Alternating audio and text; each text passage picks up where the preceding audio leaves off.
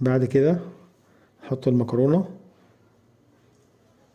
زي ما انتم شايفين، ما شاء الله كله مفلفل، مفيش حاجة معجنة، والطعم خطير جدا جدا. يا ريت تجربوا نفس الوصفة دي، هتعجبكم جدا جدا جدا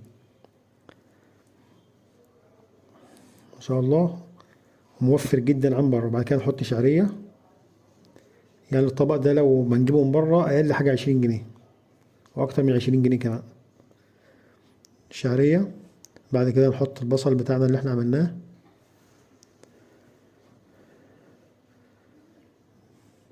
بصل. بعد كده هنرص الحمص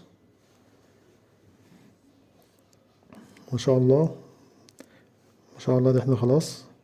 بعد كده هنحط الشطة والدقة بتاعتنا وكله كده، وبالهنا والشفا، وتعالوا كلوا معانا. لو عجبكم الفيديو ما تنساش تشتركوا في القناة وتفعلوا زر الجرس.